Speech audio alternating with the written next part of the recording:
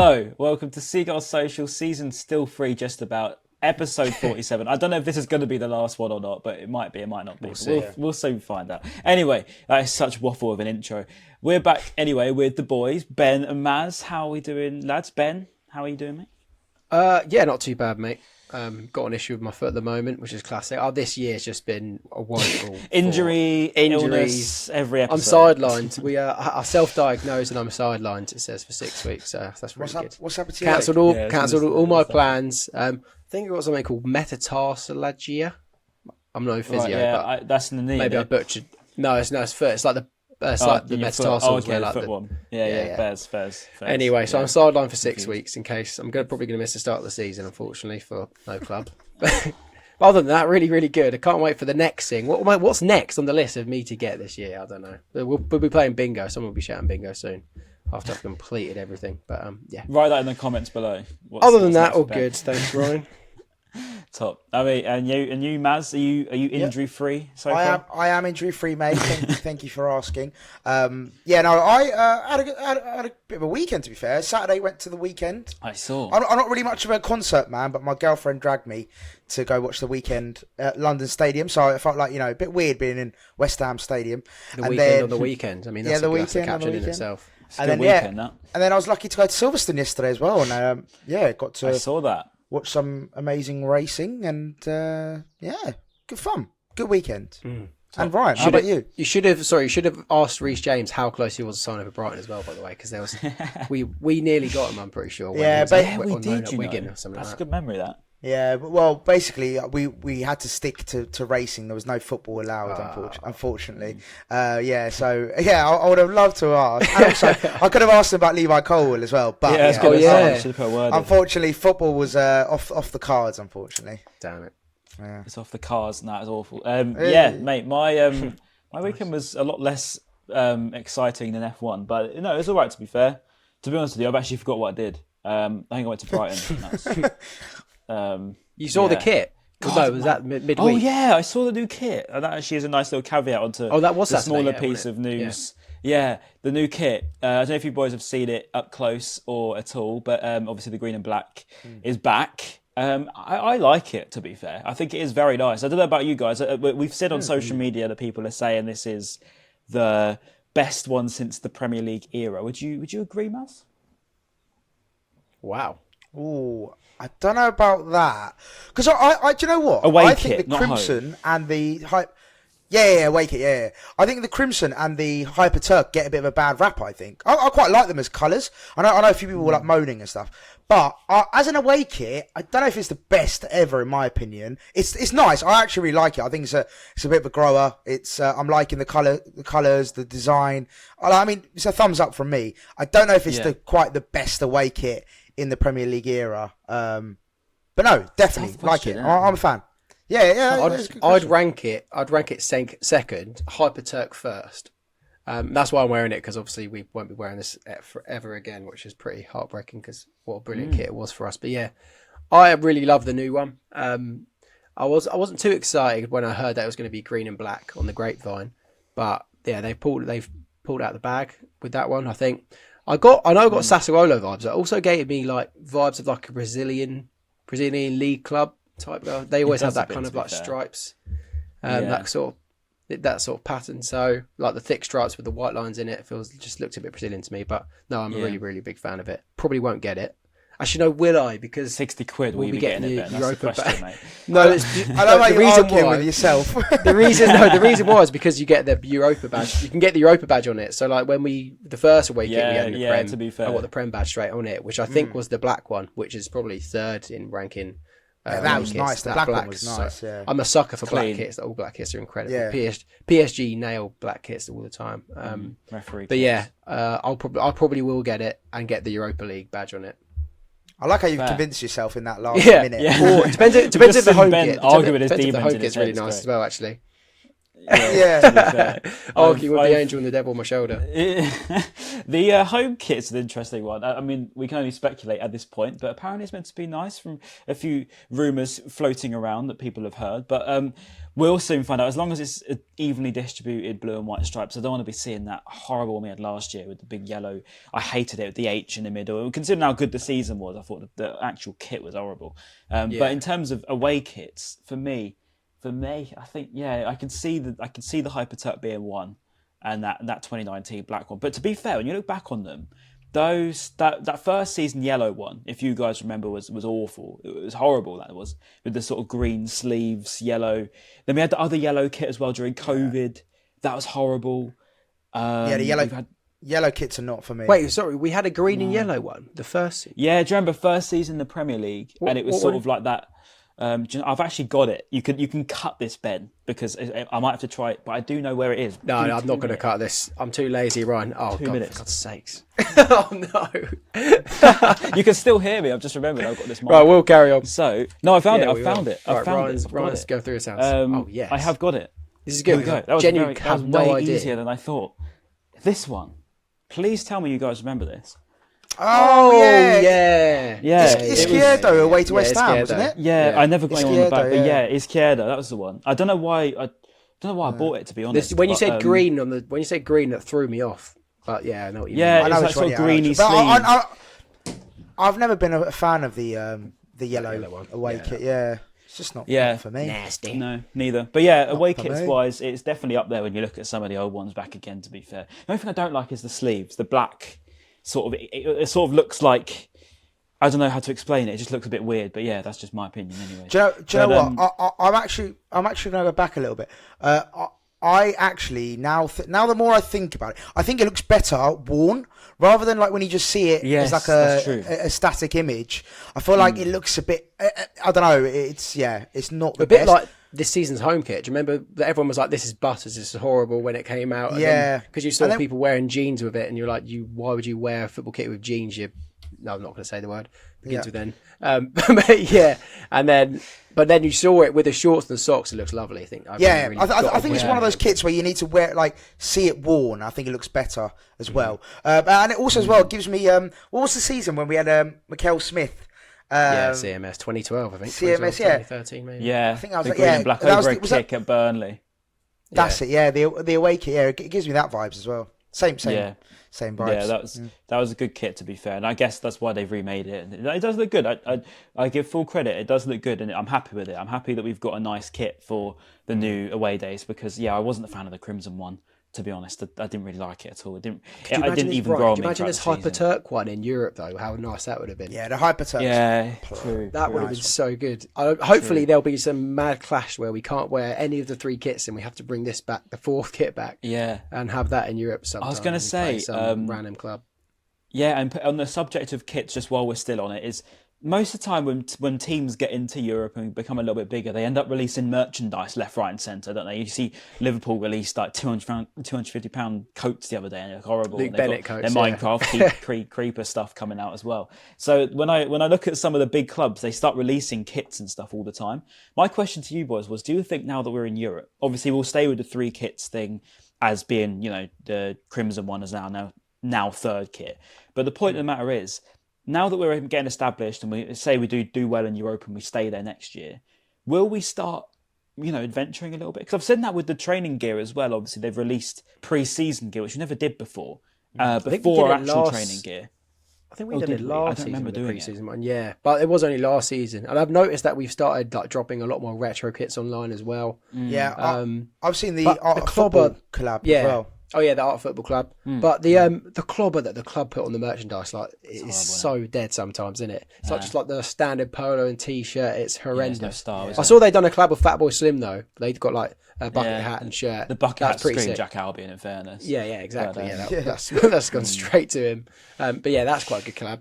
I don't know. Yeah. I guess as we grow, we know with Cara and Matoma getting new fans and a lot of South American fans now liking us, maybe there is a market there where we will get more merch and sell more merch, but isn't it, really? They definitely have to upgrade on the stuff that they have on the website anyway, because I genuinely have no idea who shops on the Brighton website apart from training, apart from the actual kits and stuff like that. Like who buys the polos and jumpers like crew necks. I don't know. I've never met someone that's bought one, but I don't know. What about you, Maz? Would you like to see some? Would you like to be seeing some Off-White Jordan collabs coming in the near future, or on a serious level, a little bit more merch being released? You know, you never know. No. Football and fashion collides. Yeah, no, 100%. I can definitely, like, when you ask, can I see Brighton doing that? Definitely. I think Brighton, like, we're definitely evolving with times, and like I don't think city as well. Yeah, I don't think we're sort of being left behind in any stretch of the imagination. And I would love to. I think I'd be sick if we had like Ben said though, it can't be just those dead like polos and like just your standard t-shirt. Like it has to be nice gear. Do you know what I mean? Yeah. Not your Dars. Yeah, your Dars gear. Not what you're thinking, Ben. Not that kind of gear. But yeah, it has to be nice gear. I think like art football's a really good example. Like that kind of vibe, that kind of like bespoke. Yeah, like that bespoke, unique kind of stuff. I think that's what's going to do really well. I personally love to see it. I don't see it happening like in the next maybe year or so or a couple of years, but I think down the line at some point I can see it happening. Yeah. Depends on how the club grows, I suppose. If we retain Europe again, imagine it, can dream of it. Of course you can. If we go on and do very well and get into the Champions League anytime soon, then I'd imagine that would be a great time to do it. And also, you reminded me, as in what you've just said has made me think of it. Also, the fact that we stay, let's say, becoming bigger. Like even now, there's a lot of people that actually have us as like, not their second team, but like they really like Brighton because of the way we play. A lot, like we're actually quite well liked in the league. So again, when it comes to selling merch and, kind of stuff like that, maybe it helps being able to sell more. So yeah, interesting. Well, Seagulls Social has spoken at official BHAFC. Get on it because we've said so. No, that's a good little question actually on the back of it all. But we'll talk about. I could go into this whole UEFA ruling thing, but I wanted to just get out of the way because I feel like this is just relentless on now Threads as well, but on social media, Twitter, on Threads, on Instagram, all these apps. I can't seem to escape. Colwill, Caicedo, Colwill, Chelsea, Brighton. Oh my god, it drives me mad, right? And their fans of my mentions are enough to drive me clinically insane. I want to just get your thoughts, to be honest, because nothing's changed. Let's face it. Since we last spoke, since the end of the season, nothing's changed, does it? Yeah, Oh, sorry. No, I was just going to say the only thing that's changed is Levi Colwill is a European champion, but apart from that, nothing's really changed. But the only thing and Fabrizio says, like, he's just constantly tweeting the same stuff. I know you've said it before, but last week he tweeted talks and decision to be made in the next 24 to 48 hours. That time goes by and nothing's happened. And then he would tweet saying, the next 2 weeks talks will definitely begin. Nothing ever happens. And it's just constant. And for work today, I was doing some stuff from Rasmus Højlund. And I think Fabrizio broke the news about him agreeing personal terms with United, and then someone replied saying, has he agreed personal terms? And he says, yes, I've said it 100 times. But if he's saying that he said Rasmus Højlund has agreed personal terms 100 times, how many fucking times has he said it about Caicedo to Chelsea? It's like thousands of times he's tweeted about Caicedo. It's just constant. Like you said, Brian, it's now on Threads. You just can't get away from it, and it just doesn't seem like there's any end in sight at the moment. Agreed. And Maz, what's your sort of take on it at the minute? Because is it driving you as equally insane? I'm just bored of it, Ryan, to be honest with you. It's just boring. Fair. Just get it done. Like, just either get it done or stay. It's simple as that for me. It's like, I don't want to keep reading, like Ben said, a million tweets from, or, all this speculation about, is he going to go? There's heavy talks, all that kind of stuff. It's like, right, is it happening? Yes or no? Give us an answer. And if it is going to happen, let us then progress. Yeah. That would help, wouldn't it? And then if it is going to happen, then at least basically I want us to have time to replace Caicedo, because I think he's so way more important in terms of replacing than McAllister, with all due respect. I think if we lose Caicedo, which is looking more likely, let's be real, like the more we sort of read about, I know like we don't actually know for sure, but I think personally it's going to happen at some point. And I'd rather just get it done now, like today, get it done, and then we can replace him in the next sort of month or whatever it is till the end of the window. I think it's just, I'm frustrated and I'm bored of this thing. Yeah, just I think West Ham fans can relate with Declan Rice, can't they? It's literally the exact same thing. It's just, I don't know how these things can take so long. Like Declan Rice, we knew that he's going to sign for Arsenal like 2 or 3 weeks ago. How has it still not been announced? That's the thing with transfers these days. It's just so frustrating. It's media hype as well, isn't it? A lot of it's sort of driven, and the agents sort of drive it even more. And then that's what they want. They want all the attention and the Instagram followers and the clout from the media. That's what they want. They're driving it all up, because to them, as much as it might sound stupid and crazy, but the media and the followers and the attention and the likes and all this, it means a lot to them, because it's just giving them more and more leverage in their deals and getting them more and more money. And ultimately, that's all that football is these days. It's just people driving all of that stuff up. But the last thing we sort of heard on the whole Caicedo thing was that Chelsea weren't prepared to pay the £100 million valuation, which shock, as if we didn't know that already. And they're only willing to go 80 million, which won't happen, as we all know. And again, we're in this sort of merry-go-round of what finally gives in. And I don't think it will be us. The thing that came out today, and sort of the last couple of weeks, to be fair, was that Caicedo is expected to be coming to the USA tour in the squad with Brighton. So, I mean, the club wanted to get it done Brighton before player plays for that Brighton. happened. Yeah, I mean, but the point is, Ben, he's still here. And I mean, when is it just true. the point of... But also Chelsea are there as well. This. And they're who were playing in the first match in America. So if anything, Caicedo hopefully it will help, because the two clubs will be in the same vicinity, in the same area, and hopefully they can actually figure it out and get a deal done instead of dragging it out for months upon months. Just so boring. Literally. Agree. Bored. Just give us the money, give us Colwill. I'll take Gallagher as well, and I don't want Colwill as well. You can have I want Gallagher. No, Gallagher, nah. And just okay, fine. Just give us Colwill. We'll give you Caicedo. Give us some money as well. Yeah, Colwill, Caicedo, and money. Okay, that's what I want. Yeah, just at this point, because it's gone on so long, it's so obvious who wants what. It's so obvious. All of the things that the Chelsea fans deny are obviously not true. All the things that we know. The Caicedo stuff hasn't changed. Colwill obviously wants to stay. He just won this trophy thing. It's all the Chelsea fans trying to claim him. Colwill don't care. We can tell. Everyone knows, right? It's so obvious. The only people in denial are the deluded Chelsea fans. Everyone knows that, right? At this point, all that really matters is, if it's going to keep going on for this long, nothing's going to change. And that's it. Yeah. And I'd love to be a fly on the wall, because looking at the timeline, let's say Chelsea maybe put a bid in or inquire. I know Arsenal obviously put a bid in January. Let's say Chelsea put a bid in. Well, they have a lot of feelings, don't they? They don't just put bids in. They just put feelings in. They just say, let's say they email Tony Bloom. Email Tony Bloom saying, we want him for 85 million. Tony Bloom says no. And then what? Then surely there's meant to be a negotiation where Todd Bowley then goes, okay, it's not going to be 85 million. Maybe it's going to be 90 million. Why don't I offer that? And then Tony Bloom will say no. Why does it take so long to make a decision between these negotiations? I don't get it. When you negotiate with a shopkeeper, you're there and then you figure it out, you get it done. It's like that video, when he puts the ball down. He goes, how much is this? How much is this? He's like £2.50. I'll give you 50p. Here's 50p, bastard. How does it take so long? Like, what happens in that gap where they don't know? I get why it takes long, offered because there's nothing. What's there to figure out? If you've got the money, just pay it.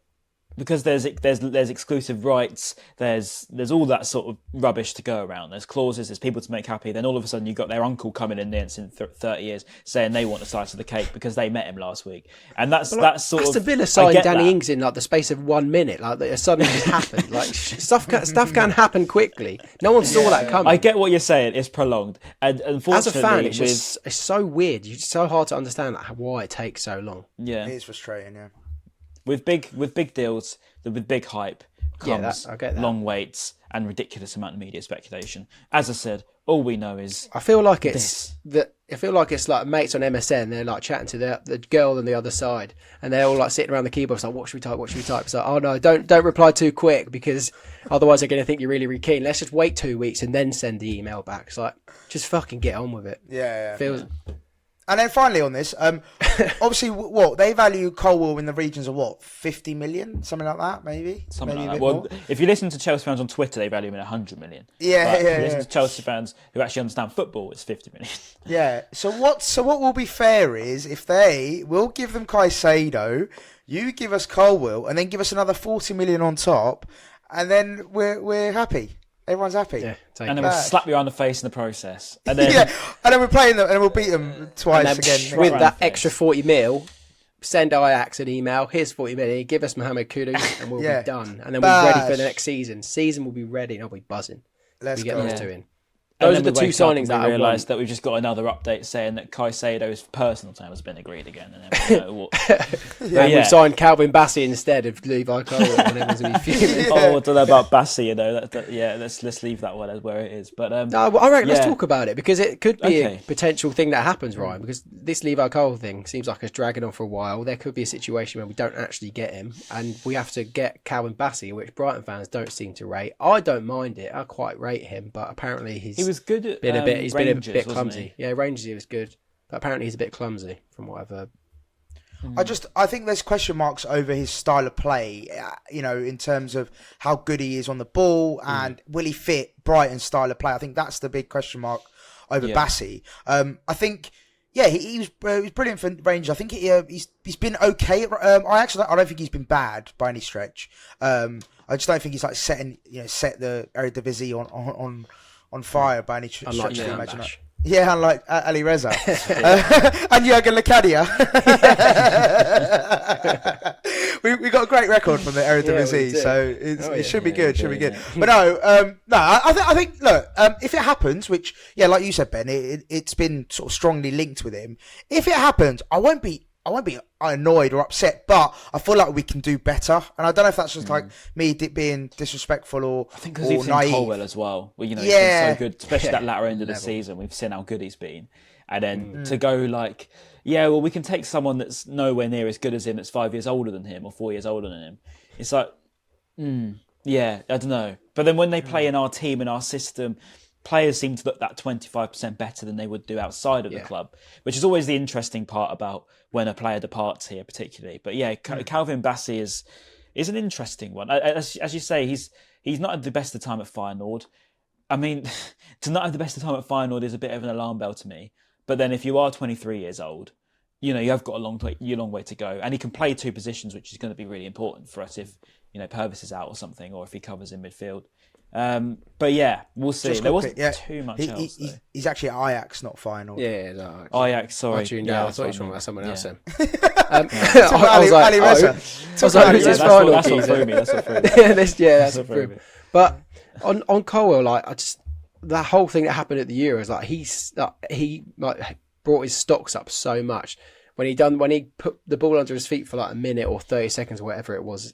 And everyone was just hyping him so much on Twitter. I feel like that hasn't helped at all because. Did you know that De Zerbi did that, Ben? Because I haven't seen. Oh no, he done La Pausa, or whatever it is. But I think Chelsea will probably think, that people rate him as well. So let's bump his figure up.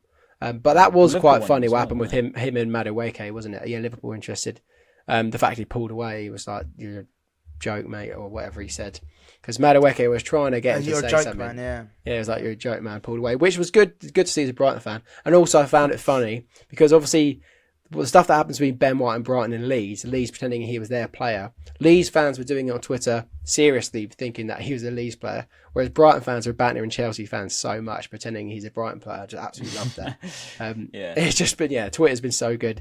I love it when you see Chelsea fans and Brighton fans going at each other on Twitter. It's a good time to be there. The funniest part is none of them really are proper fans, if you know what I mean. They're all just like trolls. The ones that I've always had after me are just hiding behind no screen, and they've got like 0 followers to maybe 20 max. And the only thing with Mudryk as their profile picture. And all they've ever done is just reply to big accounts, like started swearing at them or something like that. That's all they've ever done in their whole Twitter life. And you just think, really, is that actually what you're going to do all the time? But it is what it is. It's just quite entertaining at the end of the day. UEFA. Obviously, they announced some kind of mad things. I mean, when you see a lot of big clubs, i.e. Chelsea, i.e. Manchester City, and amongst many others, including the Red Bull franchise, AC Milan obviously as well, they're big. And their big sort of multi-ownership ruling thing, which has come out. So to those who don't know, I'd say sort of the main bullet point just to what it means. To be honest with you, it is kind of confusing. And since then, Tony Bloom is no longer a majority shareholder, by which he's no longer sort of a governing sort of person of that entity. So at USG. Yeah, so he's given up the majority shareholding. I think he's dropped to like 25%. Given up. But AKA he's got he's basically still got a way in via a different document. That's all that really has changed. Anyway, clubs cannot transfer players to each other, whether permanently or on loan. So that means we cannot loan any players to USG because we're playing in the UEFA competitions together. And also, clubs will not enter into cooperation on commercial agreements, and they will also not be able to use any joint scouting or player databases, which is essentially just a big stab in the dark at Brighton, really, in it, to be honest. I mean, that second one is obviously probably an issue for Man City as well, because they've got like 7 or 6 clubs around the world, haven't they? I think they all have like Etihad. They've got sponsored by Etihad and that sort of stuff. So that'll probably be an issue for them. So how can it be right? This is my question to you two. How can it be right? Not so much Man City and Chelsea, which are their own thing, but even outside of England, where you've got the Red Bull, they've got Salzburg, Leipzig, New York. How can all of them be absolutely okay? They trade between each other for cut prices. By the way, they've got one in South Africa as well, I think, haven't they? Do they? Yeah, they do. You're right. They do. You're right. So they've got all these clubs around, the corners of the world where you can raise good talents. You can raise good talents in Africa. You can raise good talents in Europe. You can obviously raise good talents in America these days as well. So they're allowed to do this and trade between each other. And you've seen RB Leipzig reach the heights of the Champions League from nothing when they're only formed in 2009, which is insane. I think RB New York also had Thierry Henry in the latter end of his career. They've had huge names. Yeah, they've had some huge names join all of these clubs. How can that be right? But then when Brighton are working with USG, 2 very small clubs, working with an owner that's now building his reputation, not one that's essentially a state-owned like Saudi sort of thing where he's come over from abroad and just pumped a load of money in.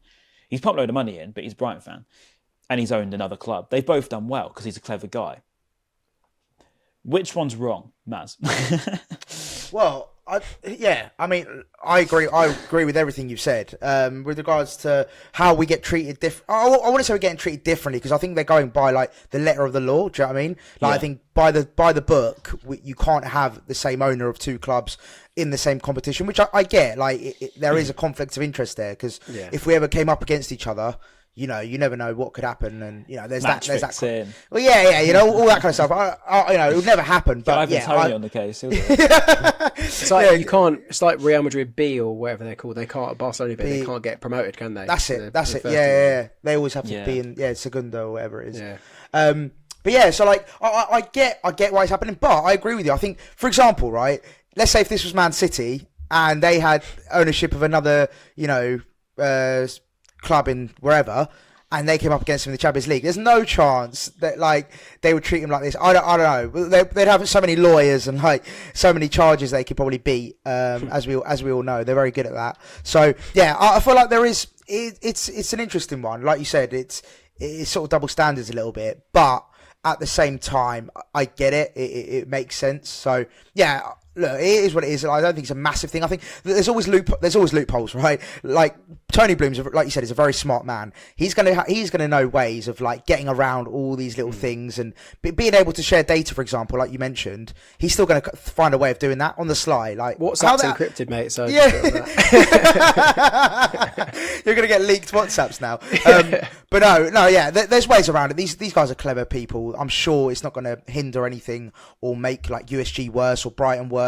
I think they'll find ways around it. I'm sure. Is it just a European thing, or would this be just a general thing? It's not just because we play in Europe together, is it? Yeah, it's because we play in Europe together. Okay. Yeah, it wasn't a thing. If we didn't qualify, it wouldn't have been fine. But I know they've changed it now. That's what I'm saying. Like, if we hadn't qualified for Europe, would it still be an issue with USG? I feel like this is just a general thing, whether we qualify for Europe or not. I might be wrong. Oh, I thought it was just because we qualified for Europe, but mate, okay, yeah, mate, it might be, to be fair. But it's a bit of a shame, I think. But yeah, I don't know. I guess if Tony Bloom's taken shares out or whatever you said, Ryan, we could probably still loan players to them then, can we? I don't know. I don't think it changes that because ultimately we're still in the same competition. I don't know where the standpoint is. I think because we're in the same competition, we still can't do it, which is harsh. But then again, there's so many clubs that we've worked with and have good relationships with by sending out on loan and also buying and selling players to. that it's not going to be a huge impact on us, but it's more about the implications towards USG, really. USG. Yeah. I mean, they've had some real success with some of our players like Adingra, Matoma. Well, I guess Undav was theirs at the time anyway, and I'm sure they were excited to get in another fresh face next season. But if it's going to stop that happening, then that is pretty peak for us and for them. It's harsh, isn't it? Because you think that this is how clubs have to grow.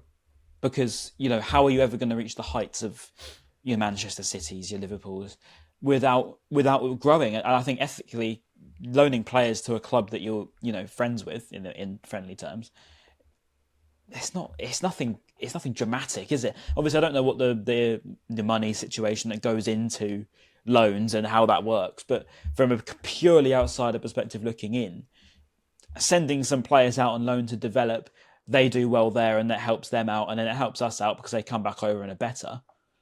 Isn't that just been happening in football for years anyway? I mean, I don't know. It's interesting, but yeah, maybe there'll still be a loophole around it. Just ask Todd Bowley; he loves a loophole. Exactly. If you believe what he says. Yeah, we'll just sign loads of USG players on 8-year contracts and then just go from there. Yeah, pretty much. That is the loophole. Anyway, we don't need to get into Chelsea for it. God, we've spoken about them enough. I did have a little segment, if you guys were up for it, a little game, actually. And it was something I thought about when you said about how little we had to talk about in the football world at the minute. There is nothing in the football world at the minute to talk about. Transfers are slowed down. It's getting quite boring, isn't it, for Brighton? I mean, I don't know how many times I've posted on TSR about Declan Rice and Moises Caicedo before people just started following, and I wouldn't blame them because I'd probably do the same. So I actually ended up looking through some of our old videos. And actually, I didn't actually do this. It was via a very, very successful content creator in the music scene, my sister. And she thought it would be a good idea for her to do it and for me to react live because it'd be a better way of doing it. Who said it, boys? I was going to say, is it who said it? That's really good. Some of the clips of this season. I don't even know. She's purely sent them on WhatsApp and she sent the answers on Snapchat, I think. So I don't know. So I'm purely just going to be reacting to this as well. I won't do all of them because she sent a lot. But who said it, boys? If you're ready for it. I was going to suggest when you said we got a little game he's gone through. I just thought it'd be a bit of fun, really, because there's nothing else to talk about and why not have a bit of fun? We'll start off with... This is probably the better one to start with. Right. Wait, sorry, just quickly before you start. Wait, are we listening to audio, like clips of us? No, it'll be written down. I'm going to say the quote. Right, okay. I was going to say... And we're going to guess who it was. unless you change the voices, we're going to know who it was. No, in fact, do you know what? Put on a thing. We'll also say whether you still agree with the statement or how much you disagree with it. Because that would be quite interesting. Just in the space of a year, how much you disagree with our own selves. Yeah, First one. You can't speak highly enough of Potter. You can only do it more and more. That sounds like a you thing to say, right? That does. What do you have to say with whether we agree with the statement or not? Who said it? And who said it? Okay. Yeah. Do both. All right, so I think Ryan said it for sure. Yeah. And I think it's aged pretty badly. It's aged awfully. It's aged awfully. It's probably me who said it now, isn't it? I think it's aged awfully, and I think Ryan said it. Yeah. That's so funny. You can't speak highly enough of him. You just have to keep saying it. You just have to keep doing it more and more. Yeah, that's a really good quote. To be fair, that's a good quote. That's horrendous. Just need to change it to Zerby now. Yeah, if you put that on a graphic on Lad Bible, I reckon that'd bang. No, but it's a good quote. The point of the matter is when do you reckon? Because it was me. When do you reckon I said that? Because I've just looked at the answer. Probably his last game at Leicester, 5-2. Whatever it was. It was the first episode of this season, last season. Oh really? Say. Okay, yeah. First episode. So that was after we beat Manchester United away. And we won 2-1, and we thought, "Oh my god, winning the league!" So that is a scary one. Okay, but yeah, it was me for the answer. To be fair, looking back at that, it's crazy, isn't it? Because we did go, "Oh, imagine if we get Europe. Imagine if that." Not probably thinking that was achievable. Probably thinking a top half finish was going to be a good achievement, and then to actually get Europa League, like that Man United game feels like so long ago. It does. Obviously, approaching. And also to say as well. you weren't like wrong at the time. Do you know what I mean? As in, like we were all saying it. We were all saying it, and it's just weird. God, and also he was a good manager for us, and he is still a good manager. Just because you don't succeed at a club doesn't mean you're a terrible manager all of a sudden. So look, I mean, the statement we joke about it. It wasn't. You know, we funny, at the time we all probably agreed. Yeah. But yeah, looking back, it's funny. Yeah. No, it's fair enough. Fair enough. Okay, well, we'll move on to a couple more. In fact, you know what? I'll do. Wait, so who was it? It was you, right? It was me, right. and I no longer agree with the statement. Okay, he nearly scored a genuine Eden Hazard-esque goal.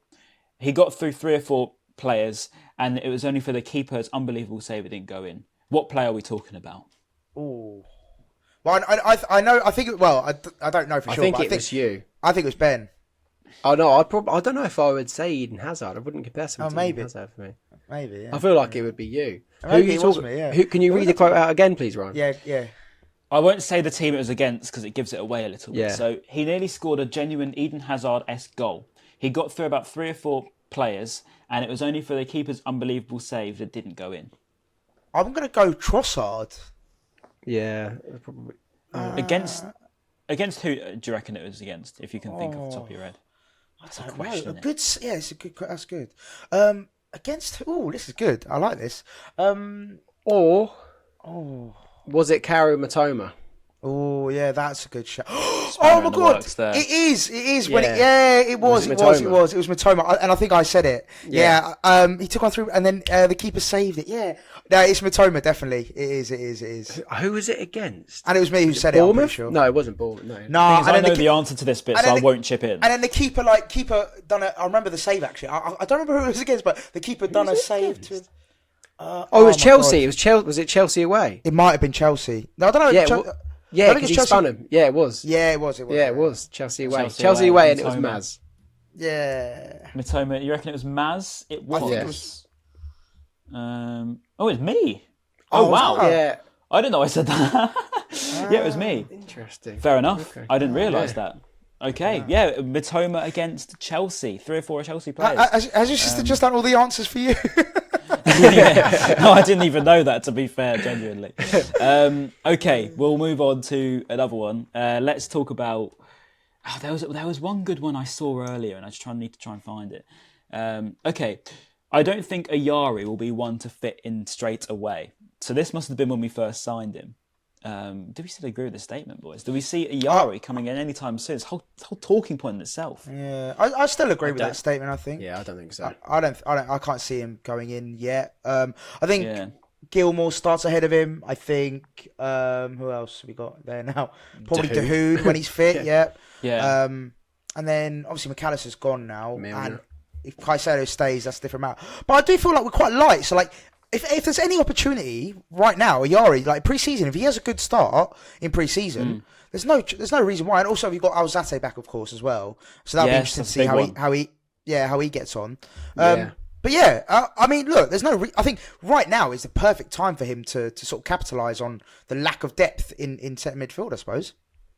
It's not too much of a controversial statement, which is why I'm struggling to figure out who That's it was. But I feel like I might have said it. I feel like it might be me that said it. But it could have been any of us, because I think we all agree on it. Yeah. I mean, it probably Ryan. Probably Ryan. It was me. No, I'm joking. It was Ben. Ben said it. Yeah, nice. Ben nice. I really hope there's a Jack Albion one, like a little red herring one in there. I don't know if there is, actually. Just reading them, it doesn't sound very Jack Albion. There's no random references to 2008, so there's nothing Jack Albion as far as 1962. Yeah. We'll do a couple more. So... Yeah, go on. So no, I was about to say just on Jack Albion. He randomly messaged me yesterday.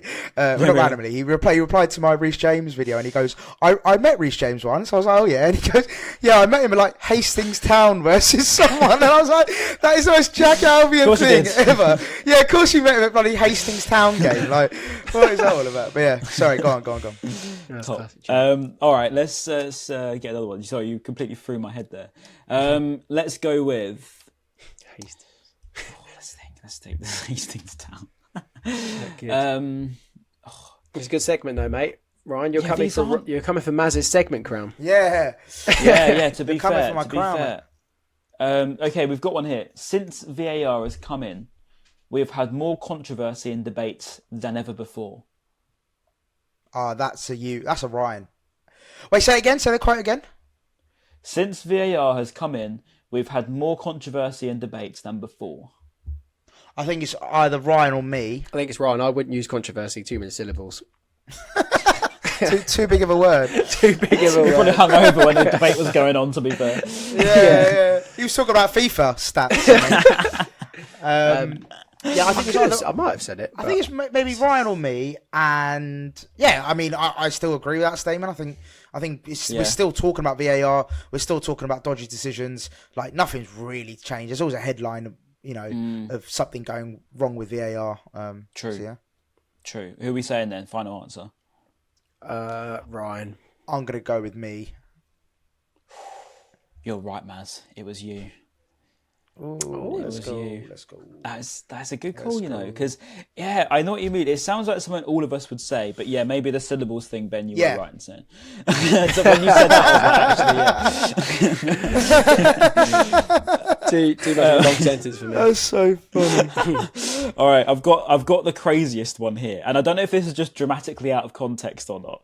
I'm just texting my sister now saying I'm doing this one now because she hasn't actually sent me the answer, so I don't know who this was, but this was, I assume, when Potter went, and it says, "What are the aims now? There's no way you can win because we have no manager." I think I had a meltdown in that episode. I think it could be. I genuinely had a proper meltdown. Wait, can you please just for comedic purposes? Can you just read the quote again? Do you remember when we were linked with Phil Neville and I genuinely had a meltdown? Yeah, yeah, that was fair. That was justified. Okay, I'll read it again. What are the aims now? There's no way we can win. We have no manager. That's so funny. That's insane out of context. Yeah. I'm gonna go with Ben on this one. I think it's I can see Ben. I can see Ben saying. I can see this being a Ben one. And also it's difficult. It's difficult to know whether we agree with the statement because I don't really know what it's about. Actually, we haven't followed that along, have we? I think the context for it, if it was me, I feel like we were talking about like what are the aims of the season now, and like I think I was just making a point of like the season's over, the season's done, like wrap it up now, we're finished, like we'll be good to survive relegation and all that sort of stuff. I'm pretty sure I just had a mad meltdown. Judging by Ryan's reaction, I don't think it's Ben. Oh my God. What's the aims now? There's no way you can win. We have no manager. Was something that Ryan said, apparently. I did it. Did I have a meltdown? I don't remember having a meltdown that bad, but that's embarrassing. The meltdown. Oh my God, I need to get that in context. Yeah, I was going to say, get some more context from that. I'm just texting that now. I remember that episode so clearly. Like the Queen had died. Insane. We had to have like an end card of like, I think did we in Toronto. RIP the Queen? I don't know if we did. I think we might have. And there was that beeping lorry. Yeah, you were in Toronto. Going, beep beep. You kept having to go at me every 2 minutes. Yeah, that was the one. Having a meltdown about manager and having a meltdown about the podcast. It would have been at the same time. It was a stressful day. That was a stressful day.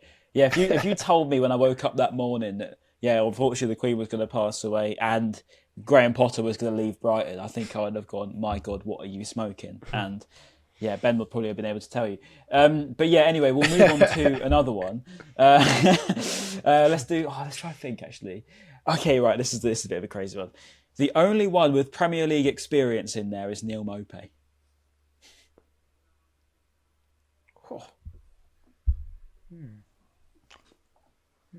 God, that must have been a really difficult time. Yeah, as a Brighton fan. Literally. I'm going to go with Ben on that one. Ben? Yeah, I'm going to go with Ben. And I'm trying to think of when it was. I'm trying to think of a moment. Yeah, same. It was obviously when we got beat, or like we got battered or something. But how? No, because Maupay went, didn't he? Unless we were talking about the opposition. Maybe I was talking about Everton. But did we play them early in the season? We did have Maupay beginning of the year, though, didn't we? Technically. He started a couple of games, didn't he not? What, in the Prem? Maybe, yeah. When did he join Everton?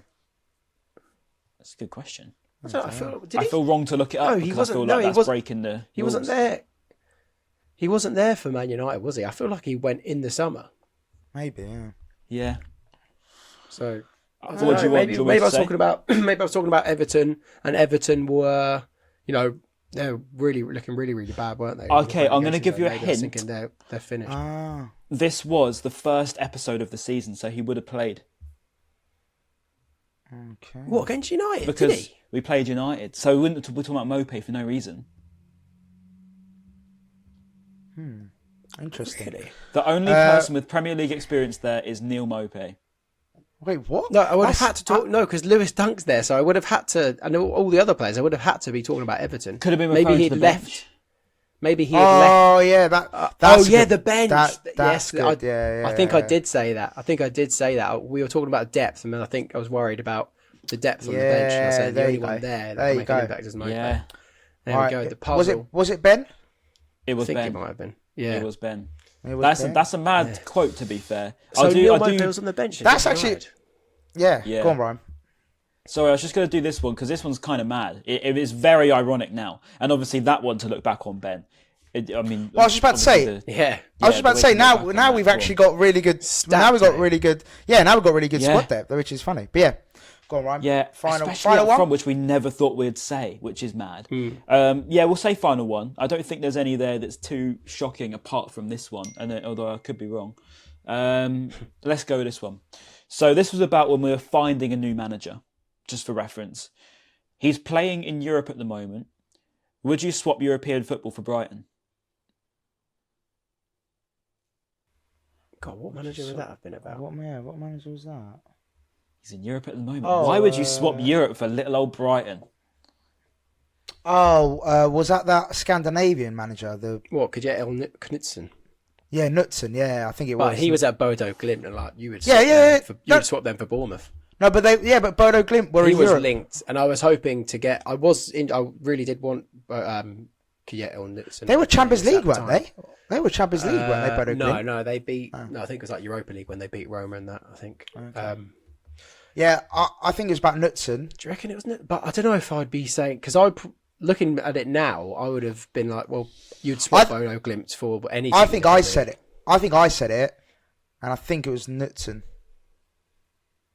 Because I can't think of any other manager that were linked, Ryan, that were in Europe. I'm just letting you debate. It's quite entertaining when I know the answer now.